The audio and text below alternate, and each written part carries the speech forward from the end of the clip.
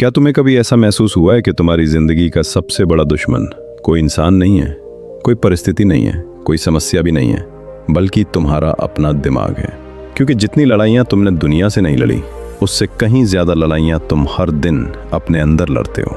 कभी भविष्य का डर, कभी असफलता की चिंता, कभी लोगों की उम्मीदों का बोझ, और कभी उन बातों का दर्द जो शायद हुई भी नहीं है।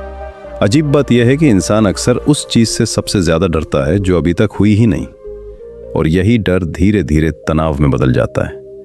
फिर तनाव आदत बन जाता है, और एक दिन वही आदत इंसान की पहचान बन जाती है।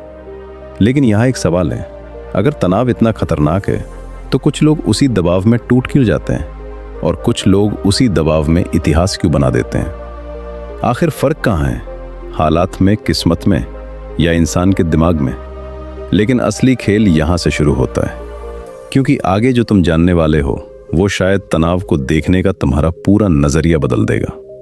तुम जानोगे कि तनाव हमेशा दुश्मन नहीं होता, कभी कभी वही ताकत बन जाता है जो इंसान को उसकी सबसे बड़ी ऊंचाई तक पहुंचाती है, और कभी वही धीरे धीरे उसकी पूरी जिंदगी को अंदर से खोखला कर देता है। सवाल तनाव का नहीं है, सवाल ये है कि तनाव तुम्हें कंट्रोल कर रहा है या तुम तनाव को। और इस सवाल का जवाब शायद तुम्हारी पूरी जिंदगी बदल सकता है। चैप्टर 1, अंदर का युद्ध। क्या तुम्हें पता है दुनिया में सबसे थका हुआ इंसान कौन होता है? वो नहीं जो 12 घंटे काम करता है, वो नहीं जो भारी बोझ उठाता है, वो भी नहीं जो रोज संघर्ष करता है। सबसे ज्यादा थका हुआ इंसान वो होता है जो हर दिन अपने ही दिमाग से लड़ रहा होता है। क्योंकि शरीर की थकान नींद से खत्म हो जाती है, लेकिन दिमाग की थकान कई बार सालों तक खत्म नहीं होती। तुमने शायद ऐसे लोगों को देखा होगा जो बाहर से बिल्कुल सामान्य दिखाई देते हैं, हंसते हैं, बात करते हैं, काम पे जाते हैं, सोशल मीडिया पे मुस्कुराती तस्वीरें डालते हैं, लेकिन जब रात होती है और दुनिया सो जाती है, तब उनकी असली लड़ाई शुरू होती है। एक ऐसी लड़ाई जिसके बारे में वे किसी को नहीं बताते, क्योंकि उन्हें खुद नहीं पता होता कि उनके साथ हो क्या रहा है। कुछ ऐसा ही आरव के साथ भी हो रहा था। उसकी उम्र 29 साल थी, अच्छी नौकरी थी, महीने की सैलरी भी ठीक थी, घर वाले उस पर गर्व करते थे, दोस्त उसे सफल मानते थे। लेकिन एक चीज थी जो किसी को दिखाई नहीं देती थी, आरव के अंदर लगातार चल रहा युद्ध। उस रात भी घड़ी में 2:34 हो रहे थे। कमरे की सारी लाइटें बंद थी, सिर्फ खिड़की से आती सड़क की हल्की रोशनी कमरे में फैल रही थी। आरव बिस्तर पर लेटा हुआ था, लेकिन उसकी आंखों में नींद का नाम नहीं था। उसका दिमाग किसी तेज रफ्तार ट्रेन की तरह दौड़ रहा था। अगर अगले साल प्रमोशन नहीं मिला तो, अगर कंपनी ने कर्मचारियों की छटनी कर दी तो, अगर मैं अपने दोस्तों जितना सफल नहीं बन पाया तो, अगर मेरी पूरी जिंदगी ऐसे ही निकल गई तो, एक सवाल खत्म नहीं होता दूसरा शुरू हो जाता, दूसरा खत्म नहीं होता तीसरा शुरू हो जाता, और यही सिलसिला हर रात चलता। धीरे धीरे उसे लगने लगा कि शायद उसकी जिंदगी में बहुत सारी समस्याएं हैं, लेकिन सच इससे बिल्कुल अलग था। समस्याएं उतनी बड़ी नहीं थीं जितनी बड़ी उसका दिमाग उन्हें बना चुका था। और यही वो जगह है जहां ज्यादातर लोग सबसे बड़ी गलती करते हैं। वे सोचते हैं कि तनाव परिस्थितियों से पैदा होता है, लेकिन वास्तविकता उससे कहीं ज्यादा गहरी है। सोच कर देखो, बारिश हो रही है, एक किसान आसमान की तरफ देखकर मुस्कुराता है, उसे अच्छी फसल दिखाई देती है। उसी बारिश को देखकर एक शादी का आयोजक परेशान हो जाता है, उसे नुकसान दिखाई देता है। बारिश एक ही है, लेकिन असर अलग अलग क्यों है? क्योंकि तनाव घटना से पैदा नहीं होता, घटना की व्याख्या से पैदा होता है, और यहीं से अंदर का युद्ध शुरू होता है। तुम्हारा दिमाग हर घटना को एक कहानी में बदल देता है। कोई तुम्हारे संदेश का जवाब देर से दे, दिमाग तुरंत कहानी बना देता है। शायद वो नाराज है, शायद मैंने कुछ गलत किया, शायद वो मुझे पसंद नहीं करता, और देखते ही देखते एक साधारण घटना मानसिक तनाव में बदल जाती है। मजेदार बात यह है कि इंसान का दिमाग सच से ज्यादा कल्पना से डरता है। अधिकांश लोगों की आधी परेशानियां कभी होती ही नहीं, लेकिन वे उन्हें पहले ही जी लेते हैं, बार बार जीते हैं, हर दिन जीते हैं, और यही मानसिक थकान पैदा करती है। आरव भी यही कर रहा था। वो उन समस्याओं के लिए परेशान था जो अभी तक आई ही नहीं थी, लेकिन उसका शरीर उन्हें वास्तविक खतरा मान चुका था। दिल की धड़कन तेज, नींद कम, चिड़चिड़ापन ज्यादा, फोकस कमजोर, ऊर्जा खत्म। उसे समझ नहीं आ रहा था कि उसके साथ क्या हो रहा है, लेकिन उसके अंदर एक अदृश्य युद्ध चल रहा था। और इस युद्ध का सबसे खतरनाक हिस्सा यह था कि दुश्मन दिखाई नहीं देता। अगर कोई तुम्हारे सामने खड़ा होकर हमला करे तो तुम बचाव कर सकते हो, लेकिन जब हमला तुम्हारे अपने विचार कर रहे हो तब क्या करोगे? यहीं पर इंसान फंस जाता है, क्योंकि उसे लगता है कि वो सोच रहा है, जबकि सच ये है कि कई बार उसकी सोच ही उसे नियंत्रित कर रही होती है। एक दिन ऑफिस में एक छोटी सी घटना हुई। मीटिंग खत्म होने के बाद उसके मैनेजर ने कहा, हमें बाद में बात करनी है, बस इतना ही।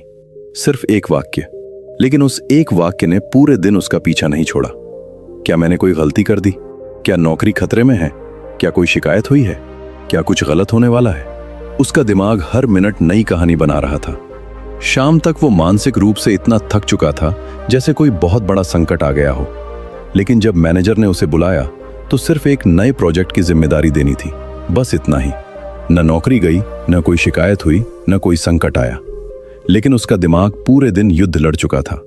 और यही सच लाखों लोगों की जिंदगी का है। वे वास्तविकता से नहीं, कल्पनाओं से लड़ रहे हैं। वे वर्तमान से नहीं, संभावनाओं से डर रहे हैं। वे उस दर्द से नहीं टूट रहे जो हुआ है, वे उस दर्द से टूट रहे हैं जो शायद कभी होगा ही नहीं। लेकिन कहानी अभी खत्म नहीं हुई, क्योंकि आगे आरव एक ऐसी बात समझ आने वाली थी जो उसके जीवन का सबसे बड़ा मोड़ बनने वाली थी। उसे पता चलने वाला था कि उसका सबसे बड़ा दुश्मन दुनिया नहीं, उसकी परिस्थितियां नहीं, बल्कि उसका अपना अनियंत्रित दिमाग था। और यहीं से शुरू होने वाला था उसकी जिंदगी का सबसे बड़ा बदलाव। चैप्टर 2, जब दिमाग दुश्मन बन जाता है। अगर तुम्हें लगता है कि तुम्हारी जिंदगी की सबसे बड़ी समस्या बाहर की दुनिया है, तो शायद तुम अभी तक अपने असली दुश्मन से मिले ही नहीं हो। क्योंकि इंसान को सबसे ज्यादा नुकसान उसके दुश्मन नहीं पहुंचाते, उसे सबसे ज्यादा नुकसान उसकी अपनी गलत सोच पहुंचाती है। और यही वो सच है जिसे समझने में लोग पूरी जिंदगी लगा देते हैं। आरव को भी यही लगता था कि उसकी परेशानियों का कारण उसकी नौकरी है, उसका भविष्य है, उसकी जिम्मेदारियां हैं। लेकिन धीरे धीरे उसे एहसास होने लगा कि असली समस्या कहीं और है। समस्या ये थी कि उसका दिमाग हर छोटी बात को खतरे में बदल देता था। और जब दिमाग खतरा देखता है तो शरीर लड़ाई की तैयारी शुरू कर देता है, चाहे खतरा असली हो या सिर्फ कल्पना। सोचो, अगर अचानक तुम्हारे सामने एक शेर आ जाए तो तुम्हारा दिल तेजी से धड़कने लगेगा, सांसें तेज हो जाएंगी, शरीर सतर्क हो जाएगा। ये स्वाभाविक है। लेकिन समस्या तब शुरू होती है जब शेर सामने नहीं होता, फिर भी शरीर उसी तरह प्रतिक्रिया देने लगता है। यही आधुनिक इंसान की सबसे बड़ी समस्या है। उसका दिमाग कल्पना और वास्तविकता के बीच का फर्क भूल जाता है। एक इंटरव्यू आने वाला है, दिमाग खतरा देखता है। एक प्रेजेंटेशन देनी है, दिमाग खतरा देखता है। किसी ने कॉल रिसीव नहीं की, दिमाग खतरा देखता है। कोई सोशल मीडिया पर जवाब नहीं देता, दिमाग खतरा देखता है। धीरे धीरे इंसान खतरे में नहीं, खतरे की कल्पना में जीने लगता है। और यही तनाव का सबसे खतरनाक रूप है। लेकिन इसके पीछे की साइकोलॉजी और भी खतरनाक है। दिमाग का पहला काम तुम्हें खुश रखना नहीं है, दिमाग का पहला काम तुम्हें जिंदा रखना है। इसलिए वो हमेशा संभावित खतरों को खोजता रहता है। 1000 अच्छी चीजें हो जाएं, दिमाग उनका आदी हो जाएगा। लेकिन एक बुरी संभावना दिख जाए तो वो उसी पर अटक जाएगा। यही कारण है कि कुछ लोग सफलता के बीच भी चिंतित रहते हैं और कुछ लोग आराम के बीच भी बेचैन रहते हैं। आरव के साथ भी यही हो रहा था। उसे प्रमोशन मिला, कुछ दिन खुशी रही, फिर दिमाग ने नया डर ढूंढ लिया। अब आगे क्या होगा अगर मैं ये स्तर बनाए नहीं रख पाया तो? अगर कोई मुझसे बेहतर निकल गया तो? अगर मैं पीछे रह गया तो? ध्यान देना, डर खत्म नहीं हुआ, बस उसका चेहरा बदल गया। यही दिमाग का खेल है।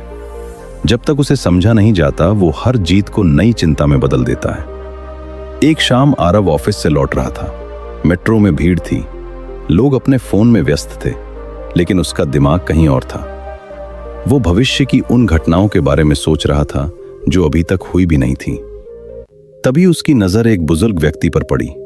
वो शांत बैठे थे, चेहरे पर अजीब सा सुकून था, मानो दुनिया का कोई तनाव उन्हें छू नहीं सकता। आरव उन्हें देखता रहा और अचानक उसके मन में सवाल आया, क्या इनकी जिंदगी में समस्याएं नहीं होंगी? जरूर होंगी, फिर ये इतने शांत कैसे हैं? यहीं से उसके अंदर एक नई जिज्ञासा पैदा हुई। क्या तनाव परिस्थितियों से आता है या परिस्थितियों को देखने के तरीके से? अगले कुछ दिनों में उसने अपने आसपास लोगों को देखना शुरू किया। उसे एक अजीब बात समझ आई। कुछ लोग छोटी सी समस्या में टूट जाते थे और कुछ लोग बड़ी मुश्किलों में भी स्थिर रहते थे। फर्क समस्या का नहीं था, फर्क मानसिकता का था। और यहीं वो सच छिपा था जो ज्यादातर लोग कभी नहीं समझते। तुम्हारे साथ क्या होता है उससे ज्यादा महत्वपूर्ण है तुम उसके बारे में क्या सोचते हो। यही सोच तनाव बनाती है, यही सोच शांति भी बनाती है। एक ही घटना, दो अलग दिमाग, दो अलग जिंदगी। और यही वो जगह है जहां इंसान का दिमाग उसका सबसे बड़ा दोस्त भी बन सकता है और सबसे बड़ा दुश्मन भी। लेकिन कहानी अभी खत्म नहीं हुई, क्योंकि आरव को अभी एक और खतरनाक सच्चाई जाननी थी। उसे पता चलने वाला था कि उसकी आधी परेशानियां इसलिए पैदा हो रही थीं क्योंकि वो उन चीजों को नियंत्रित करने की कोशिश कर रहा था जो कभी उसके नियंत्रण में थी ही नहीं। और यही सच उसे लेकर जाएगा उसकी जिंदगी के अगले सबसे बड़े अध्याय की तरफ। नियंत्रण का भ्रम। चैप्टर 3, नियंत्रण का भ्रम। क्या तुमने कभी महसूस किया है कि जितना ज्यादा तुम जिंदगी को नियंत्रित करने की कोशिश करते हो, उतनी ही ज्यादा जिंदगी तुम्हारे हाथों से फिसलती चली जाती है। पहली नजर में ये बात अजीब लग सकती है, लेकिन अगर ध्यान से देखो तो इंसान की सबसे बड़ी थकान काम से नहीं आती। थकान आती है हर चीज को अपने हिसाब से चलाने की कोशिश से। और यही वो जाल है जिसमें आरव भी फंस चुका था। उसे लगता था कि अगर वो हर चीज की पहले से तैयारी कर लेगा तो उसे कभी तनाव नहीं होगा। अगर वो भविष्य के हर खतरे को पहले से सोच लेगा तो वो सुरक्षित रहेगा। अगर वो हर इंसान को खुश रखेगा तो उसकी जिंदगी आसान हो जाएगी। अगर वो कोई गलती नहीं करेगा तो उसे कभी दर्द नहीं मिलेगा। सुनने में ये सोच सही लगती है, लेकिन यहीं सबसे बड़ा भ्रम छिपा हुआ था। क्योंकि जिंदगी कभी भी किसी इंसान के हिसाब से नहीं चलती, और जो इंसान इस सच्चाई को स्वीकार नहीं करता वो धीरे धीरे तनाव का कैदी बन जाता है। एक सुबह आरव जल्दी ऑफिस पहुंच गया। उसने पूरे दिन की योजना पहले से बना रखी थी।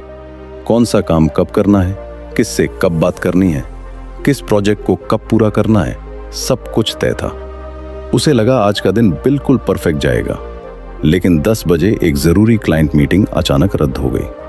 11 बजे सिस्टम में तकनीकी समस्या आ गई। दोपहर तक एक सहकर्मी बीमार पड़ गया और शाम तक पूरा शेड्यूल बिखर चुका था। आरव का मूड खराब हो गया। उसकी ऊर्जा खत्म हो गई। उसे गुस्सा आने लगा। उसे लगा जैसे पूरा दिन बर्बाद हो गया। लेकिन उसी ऑफिस में कुछ और लोग भी थे जिन्होंने वही घटनाएं देखी। फिर भी वे शांत थे। वे परेशान जरूर हुए, लेकिन टूटे नहीं। और यही बात आरव को समझ नहीं आ रही थी। एक जैसी परिस्थिति, फिर प्रतिक्रिया अलग क्यों? लेकिन असली खेल यहां से शुरू होता है, क्योंकि जवाब घटनाओं में नहीं था, जवाब उम्मीदों में था। आरव चाहता था कि जिंदगी उसकी योजना के अनुसार चले। दूसरे लोग चाहते थे कि वे परिस्थिति के अनुसार खुद को ढाल सकें। यही पूरा अंतर था। जब इंसान नियंत्रण चाहता है तो वो हर बदलाव से डरता है, लेकिन जब इंसान अनुकूलन सीख जाता है तो वही बदलाव उसकी ताकत बन जाते हैं। यही वजह है कि कुछ लोग छोटी सी परेशानी में टूट जाते हैं और कुछ लोग बड़े तूफानों में भी खड़े रहते हैं। वे जिंदगी को नियंत्रित नहीं करते, वे खुद को नियंत्रित करते हैं। और यही वो कौशल है जो तनाव को कम करता है। क्योंकि सच ये है, तुम मौसम को नियंत्रित नहीं कर सकते, लेकिन अपने कपड़े चुन सकते हो। तुम लोगों की राय नियंत्रित नहीं कर सकते, लेकिन अपनी प्रतिक्रिया नियंत्रित कर सकते हो। तुम भविष्य नियंत्रित नहीं कर सकते, लेकिन आज का प्रयास नियंत्रित कर सकते हो। तुम हर समस्या रोक नहीं सकते, लेकिन हर समस्या का सामना करने की क्षमता विकसित कर सकते हो। और यही वो समझ है जो इंसान को मानसिक आजादी की तरफ ले जाती है। आरव धीरे धीरे ये बात समझने लगा, लेकिन उसका एक और छुपा हुआ डर अभी बाकी था। उसे लोगों की राय से बहुत फर्क पड़ता था। अगर कोई उसकी तारीफ करता तो उसका दिन अच्छा हो जाता, अगर कोई आलोचना कर देता तो उसका पूरा आत्मविश्वास हिल जाता। वो अनजाने में अपनी खुशी की चाबी दूसरों के हाथ में दे चुका था। और यही वो गलती है जो लाखों लोग करते हैं। वे अपनी शांति को बाहरी दुनिया से जोड़ देते हैं, जबकि बाहरी दुनिया कभी स्थिर नहीं होती। आज तारीफ मिलेगी, कल आलोचना होगी। आज समर्थन मिलेगा, कल विरोध होगा। अगर तुम्हारी शांति इन चीजों पर टिकी है तो तुम्हारी शांति कभी स्थायी नहीं हो सकती। एक रात आरव घर लौट रहा था। सड़क पर हल्की बारिश हो रही थी। उसने देखा कुछ लोग बारिश से बचने के लिए भाग रहे थे और कुछ लोग उसी बारिश का आनंद ले रहे थे। तभी उसके मन में एक अजीब सा विचार आया। शायद जिंदगी भी ऐसी ही है। घटनाएं वही रहती हैं, लेकिन अनुभव सोच तय करती है। और उसी क्षण उसे एहसास हुआ कि वो वर्षों से गलत युद्ध लड़ रहा था। वो परिस्थितियों को बदलने में लगा था, जबकि उसे अपनी सोच बदलनी थी। वो भविष्य को नियंत्रित करना चाहता था, जबकि उसे वर्तमान को संभालना था। वो दुनिया को बदलना चाहता था, जबकि उसे खुद को समझना था।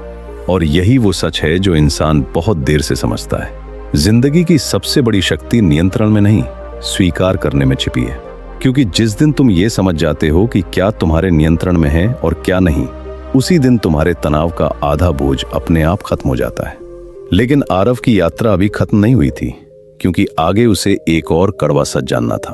उसे समझना था कि उसकी कई समस्याएं इसलिए बड़ी होती जा रही थीं क्योंकि वो उनका सामना नहीं कर रहा था, वो उनसे बच रहा था। और कई बार भागना ही दर्द को और बड़ा बना देता है। यहीं से शुरू होगा अगला अध्याय। भागना कभी समाधान नहीं था। चैप्टर 4, भागना कभी समाधान नहीं था। अगर तुम्हें लगता है कि किसी समस्या से दूर भाग जाने से वो खत्म हो जाती है, तो तुम अकेले नहीं हो। दुनिया के ज्यादातर लोग यही सोचते हैं, और शायद यही वजह है कि उनकी समस्याएं समय के साथ छोटी नहीं बल्कि और बड़ी होती चली जाती हैं।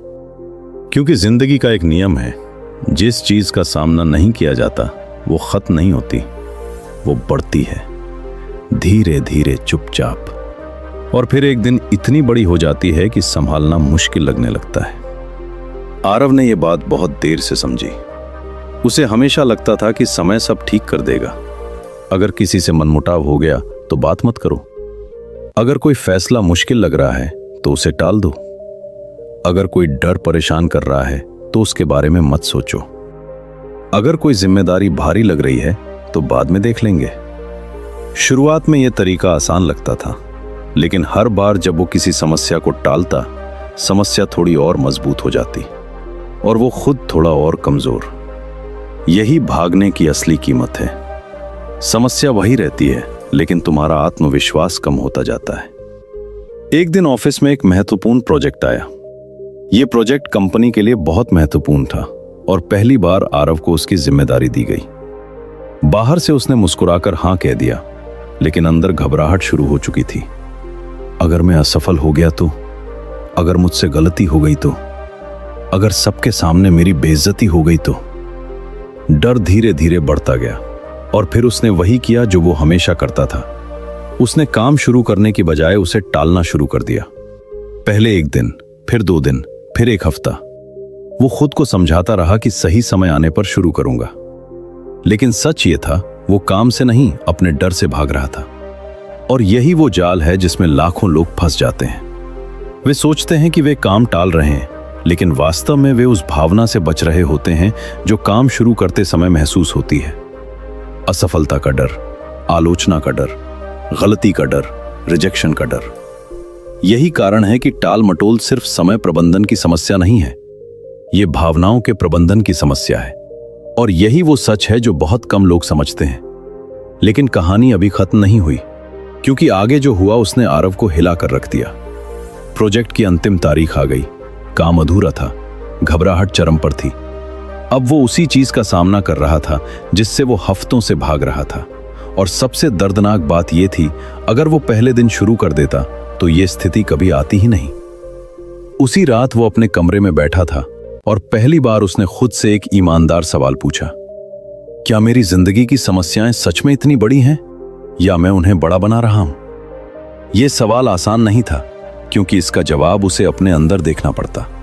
और इंसान के लिए सबसे कठिन काम यही होता है, खुद का सामना करना। दूसरों की गलतियां देखना आसान है, अपनी गलतियां देखना मुश्किल। दूसरों को सलाह देना आसान है, खुद को बदलना मुश्किल। दूसरों का मूल्यांकन करना आसान है, खुद का सामना करना मुश्किल। लेकिन परिवर्तन हमेशा वहीं से शुरू होता है जहां बहाने खत्म होते हैं और जिम्मेदारी शुरू होती है। अगले दिन आरव ने एक फैसला लिया। उसने समस्या खत्म करने की कोशिश नहीं की, उसने सिर्फ उसका सामना करने का फैसला किया। उसने अधूरा काम खोला, पहला कदम उठाया, फिर दूसरा, फिर तीसरा। और धीरे धीरे वही काम जो पहाड़ जैसा लग रहा था, छोटे छोटे हिस्सों में टूटने लगा। यहीं उसे एक बहुत बड़ी बात समझ आई, डर का आकार वास्तविकता से नहीं, दूरी से तय होता है। जितना तुम किसी चीज से दूर भागते हो, वो उतनी बड़ी दिखाई देती है। जितना उसके करीब जाते हो वो उतनी छोटी होने लगती है। इसीलिए इंटरव्यू से पहले डर लगता है, इंटरव्यू के दौरान नहीं। इसीलिए मंच पर जाने से पहले घबराहट होती है, मंच पर पहुंचने के बाद नहीं। इसीलिए फैसला लेने से पहले तनाव होता है, फैसला लेने के बाद नहीं। क्योंकि डर कार्रवाई की कमी में बढ़ता है और कार्रवाई की रोशनी में सिकुड़ जाता है। लेकिन इसके पीछे की साइकोलॉजी और भी गहरी है। हर बार जब तुम किसी डर का सामना करते हो, तुम अपने दिमाग को एक नया संदेश भेजते हो कि मैं इससे निपट सकता हूं। और हर बार जब तुम भागते हो, तुम अपने दिमाग को बताते हो कि यह खतरा मुझसे बड़ा है। धीरे धीरे यही संदेश तुम्हारे व्यक्तित्व का हिस्सा बन जाते हैं। या तो तुम मजबूत बनते हो या कमजोर। और यह फैसला परिस्थितियां नहीं, तुम्हारी प्रतिक्रियाएं करती हैं। उस दिन के बाद आरव की जिंदगी अचानक नहीं बदली, लेकिन उसके अंदर कुछ बदल गया। पहली बार उसे एहसास हुआ कि साहस का मतलब डर का खत्म होना नहीं है। साहस का मतलब है डर के बावजूद आगे बढ़ना। और यही वो पल था जहां उसका तनाव कम होना शुरू हुआ, क्योंकि उसने भागना बंद कर दिया था। लेकिन असली परिवर्तन अभी बाकी था, क्योंकि आगे उसे एक ऐसा सिद्धांत समझ आने वाला था जो छोटी सी कोशिश को बड़ी सफलता में बदल देता है। एक ऐसा सिद्धांत जो तनाव को धीरे धीरे खत्म करता है, बिना किसी बड़े चमत्कार के। और वहीं से शुरू होगा अगला अध्याय, चैप्टर 5, छोटे बदलावों की बड़ी ताकत। ज्यादातर लोग अपनी जिंदगी बदलना चाहते हैं, लेकिन एक ही दिन में वे चाहते हैं कि कल सुबह उठें और सब कुछ अलग हो जाए। डर खत्म हो जाए, आत्मविश्वास बढ़ जाए, तनाव गायब हो जाए, आदतें सुधर जाएं और जिंदगी पटरी पर आ जाए। लेकिन जिंदगी ऐसे काम नहीं करती। प्रकृति में कोई भी बड़ी चीज अचानक नहीं बनती। एक पेड़ रातों रात विशाल नहीं होता। एक नदी एक दिन में अपना रास्ता नहीं बनाती। एक इमारत एक ईंट से शुरू होती है और एक महान जिंदगी भी एक छोटे कदम से शुरू होती है। लेकिन यही वो सच है जिसे लोग सबसे ज्यादा नजरअंदाज करते हैं, क्योंकि छोटे बदलाव रोमांचक नहीं लगते, वे साधारण लगते हैं। और इंसान को हमेशा असाधारण परिणाम चाहिए होते हैं। आरव भी पहले ऐसा ही था। जब भी वो खुद को बदलने की कोशिश करता, वो बहुत बड़े लक्ष्य बना लेता। कल से सुबह 5 बजे उठूंगा, 2 घंटे व्यायाम करूंगा, सारा जंक फूड छोड़ दूंगा, हर दिन किताब पढ़ूंगा, हर काम समय पर करूंगा। कुछ दिन तक उत्साह रहता, फिर सब टूट जाता और हर बार वो खुद को और ज्यादा असफल महसूस करता। शायद तुम्हारे साथ भी ऐसा हुआ होगा। नया साल शुरू हुआ, नई शुरुआत की कुछ दिन, सब अच्छा चला, फिर धीरे धीरे पुरानी आदतें वापस आ गईं और फिर वही निराशा, वही अपराध बोध, वही निराशाजनक सवाल, मैं बदल क्यों नहीं पाता। लेकिन असली खेल यहां से शुरू होता है, क्योंकि समस्या इच्छा शक्ति की नहीं थी, समस्या रणनीति की थी। आरव हमेशा परिणाम बदलना चाहता था, लेकिन वो उन छोटी आदतों को नहीं बदल रहा था जो परिणाम पैदा कर रही थी। एक दिन उसने एक बहुत साधारण बात पर ध्यान दिया। उसकी पूरी जिंदगी छोटी छोटी आदतों से बनी थी। हर दिन थोड़ी देर ज्यादा सोना, हर दिन थोड़ा ज्यादा टालना, हर दिन थोड़ा ज्यादा चिंता करना, हर दिन थोड़ा कम ध्यान देना। और यही छोटी छोटी चीजें मिलकर बड़ी समस्याएं बना रही थी। तब पहली बार उसे एहसास हुआ, अगर छोटी गलतियां मिलकर बड़ी समस्याएं बना सकती हैं, तो छोटी अच्छी आदतें मिलकर बड़ी सफलताएं भी बना सकती हैं। यही वो सोच थी जिसने उसका नजरिया बदल दिया।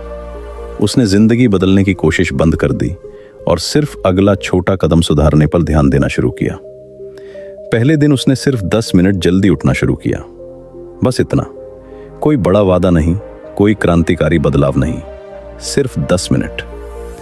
फिर उसने हर दिन 5 मिनट टहलना शुरू किया। फिर सोने से पहले 5 मिनट फोन बंद रखना शुरू किया।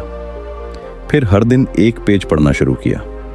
यह सब इतना छोटा था कि किसी को कोई फर्क दिखाई नहीं देता, लेकिन कुछ हफ्तों बाद उसे फर्क महसूस होने लगा। दिमाग थोड़ा शांत था, ऊर्जा थोड़ी बेहतर थी, फोकस थोड़ा मजबूत था और सबसे महत्वपूर्ण, उसे खुद पर भरोसा लौटने लगा था। क्योंकि आत्मविश्वास सफलता से नहीं आता, आत्मविश्वास खुद से किए वादे निभाने से आता है। और यही वो बात है जो लोग अक्सर भूल जाते हैं। हर बार जब तुम खुद से कोई वादा करते हो और उसे पूरा करते हो, तुम्हारा दिमाग तुम्हें भरोसेमंद मानने लगता है। और हर बार जब तुम खुद से किया वादा तोड़ते हो, तुम्हारा आत्मविश्वास थोड़ा और कमजोर हो जाता है। यही कारण है कि छोटे बदलाव इतने शक्तिशाली होते हैं। वे सिर्फ आदतें नहीं बदलते, वे पहचान बदलते हैं। एक व्यक्ति जो रोज एक पेज पढ़ता है, धीरे धीरे खुद को सीखने वाला इंसान मानने लगता है। एक व्यक्ति जो रोज थोड़ा चलता है, धीरे धीरे खुद को स्वस्थ इंसान मानने लगता है। एक व्यक्ति जो रोज अपने डर का थोड़ा सामना करता है, धीरे धीरे खुद को साहसी मानने लगता है। पहचान बदलते ही व्यवहार बदलता है, और व्यवहार बदलते ही जिंदगी बदलने लगती है। लेकिन इसके पीछे की साइकोलॉजी और भी दिलचस्प है। दिमाग को बड़े बदलाव पसंद नहीं होते, क्योंकि वे खतरे जैसे लगते हैं, लेकिन छोटे बदलाव सुरक्षित लगते हैं, इसलिए दिमाग उनका विरोध कम करता है। यही कारण है कि 1 घंटे व्यायाम शुरू करना मुश्किल लगता है, लेकिन 5 मिनट चलना आसान लगता है। पूरी किताब पढ़ने का लक्ष्य भारी लगता है, लेकिन 1 पेज पढ़ना आसान लगता है। और यही छोटे कदम धीरे धीरे बड़े परिणाम पैदा करते हैं। आरव की जिंदगी में भी यही हुआ। 6 महीने बाद उसकी परिस्थितियां बहुत ज्यादा नहीं बदली थीं। वो वही इंसान था, उसी शहर में रहता था, उसी नौकरी में था, लेकिन फिर भी सब कुछ अलग था, क्योंकि उसका दिमाग बदल चुका था, उसकी आदतें बदल चुकी थीं और उसकी प्रतिक्रिया बदल चुकी थी।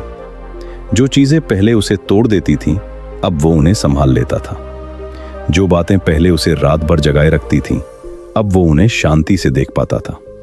और यहीं उसे जिंदगी का एक बड़ा सच समझ आया। महान परिवर्तन किसी एक बड़े फैसले का परिणाम नहीं होते, वे हजारों छोटे फैसलों का परिणाम होते हैं, जो हर दिन लिए जाते हैं, धीरे धीरे, चुपचाप, बिना किसी शोर के। लेकिन कहानी अभी खत्म नहीं हुई, क्योंकि बदलाव सिर्फ नई आदतें बनाने से नहीं आता। कई बार आगे बढ़ने के लिए पुराने बोझ उतारने पड़ते हैं, पुराने गुस्से, पुराने पछतावे, पुरानी कड़वाहट और कुछ ऐसे घाव जो वर्षों से हमारे अंदर छिपे होते हैं। आरव को अभी यह समझना बाकी था कि जब तक इंसान अपने अतीत को पकड़े रहता है, वो भविष्य की तरफ पूरी ताकत से बढ़ नहीं सकता। और यही उसे लेकर जाएगा उसकी यात्रा के सबसे भावनात्मक अध्याय की तरफ। चैप्टर 6, मन की आज़ादी। कुछ लोग जेल में रहते हुए भी आज़ाद होते हैं, और कुछ लोग खुली दुनिया में रहकर भी कैदी। फर्क दीवारों का नहीं होता, फर्क मन का होता है।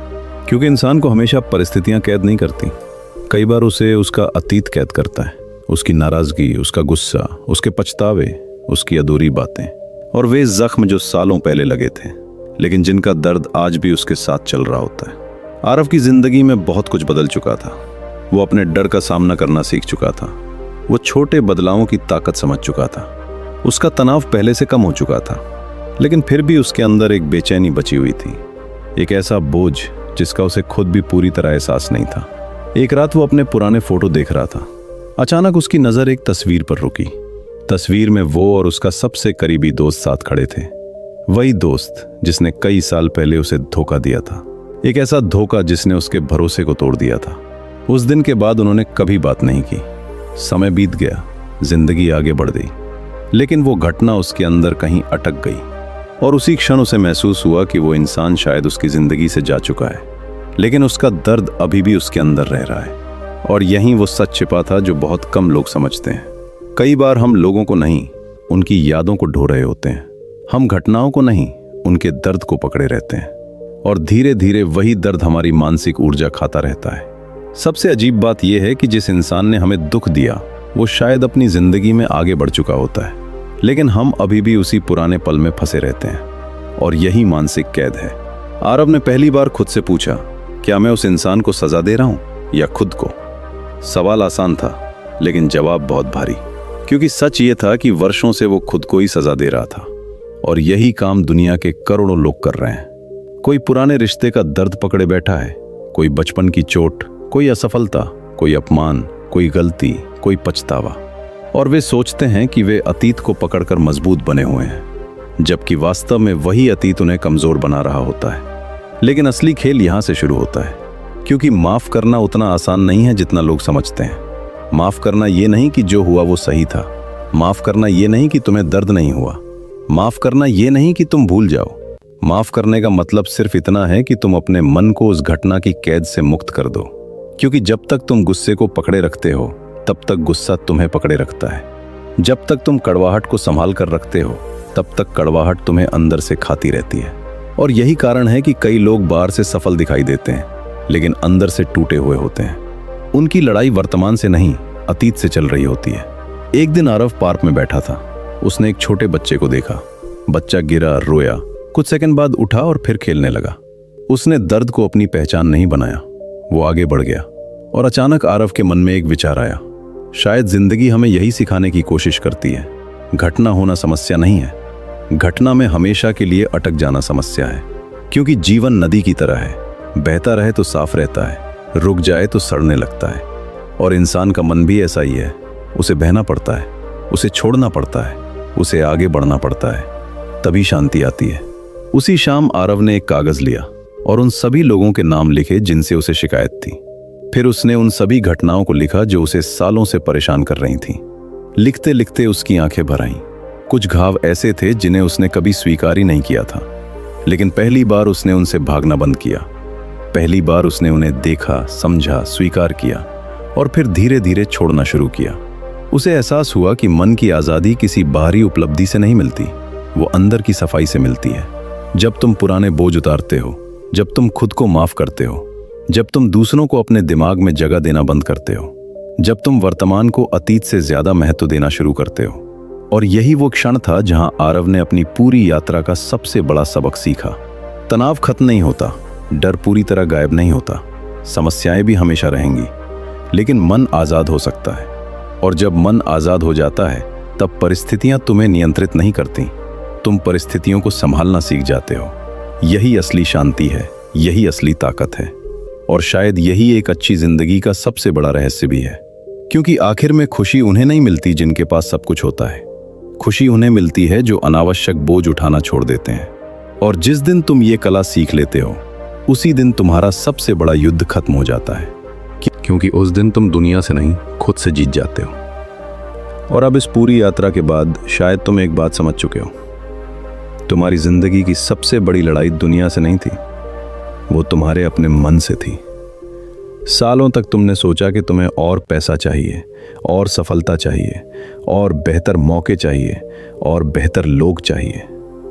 लेकिन शायद तुम्हें सबसे ज्यादा जरूरत खुद को समझने की थी। क्योंकि जब मन अशांत होता है तो दुनिया की कोई उपलब्धि शांति नहीं दे सकती। और जब मन शांत होता है तो अधूरी परिस्थितियां भी इंसान को तोड़ नहीं पाती। आज इस पल एक बार अपनी जिंदगी के बारे में सोचो। कितनी चीजों का बोझ तुम अभी भी उठाए हुए हो, कितने डर, कितने पछतावे, कितनी चिंताएं, कितनी ऐसी बातें जो शायद कभी होने भी नहीं वाली, फिर भी तुम उन्हें हर दिन जी रहे हो, हर दिन ढो रहे हो, हर दिन अपने कंधों पर उठाए घूम रहे हो। लेकिन जिंदगी ने तुम्हें बोझ उठाने के लिए नहीं बनाया, जिंदगी ने तुम्हें जीने के लिए बनाया है। याद रखो, तनाव दुश्मन नहीं है, डर दुश्मन नहीं है, समस्याएं भी दुश्मन नहीं है। असली दुश्मन वो पल है जब तुम खुद पर विश्वास करना छोड़ देते हो, जब तुम अपने मन को अपना मालिक बना देते हो, जब तुम अपनी खुशी का नियंत्रण दुनिया के हाथों में दे देते हो। और उसी दिन इंसान धीरे धीरे खुद से दूर होने लगता है। लेकिन अच्छी बात यह है कि वापसी हमेशा संभव है। चाहे तुम कितनी भी दूर निकल गए हो, चाहे कितने भी टूट चुके हो, चाहे कितनी भी गलतियां की हों, अगला कदम हमेशा तुम्हारे हाथ में है। शायद कल तुम्हारी जिंदगी पूरी तरह नहीं बदलेगी, शायद अगले हफ्ते भी नहीं, लेकिन अगर आज इस पल तुमने अपने मन के साथ एक नया रिश्ता बनाने का फैसला कर लिया, तो यकीन मानो तुम्हारा भविष्य बदलना शुरू हो चुका है। क्योंकि जिंदगी हमेशा बड़े फैसलों से नहीं बदलती, कई बार वो एक शांत निर्णय से बदलती है।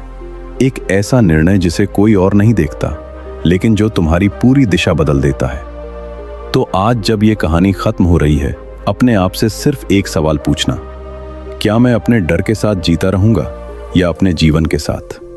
क्योंकि समय गुजर रहा है, दिन गुजर रहे हैं, जिंदगी गुजर रही है, और एक दिन हम सब पीछे मुड़कर देखेंगे। उस दिन सबसे ज्यादा दर्द असफलताओं का नहीं होगा, सबसे ज्यादा दर्द उन मौकों का होगा जब हम जी सकते थे लेकिन सिर्फ चिंतित होते रहे, जब हम आगे बढ़ सकते थे लेकिन डरते रहे, जब हम खुश रह सकते थे लेकिन इंतजार करते रहे।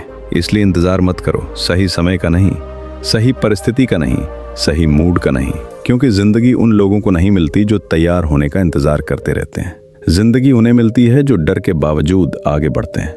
और शायद यही इस पूरी यात्रा का सबसे बड़ा सबक है। जिंदगी को सिर्फ गुजारो मत, उसे महसूस करो, उसे जियो, क्योंकि अंत में सबसे बड़ी सफलता शांति है, सबसे बड़ी ताकत संतुलन है और सबसे बड़ी आजादी अपने मन पर अधिकार है। धन्यवाद।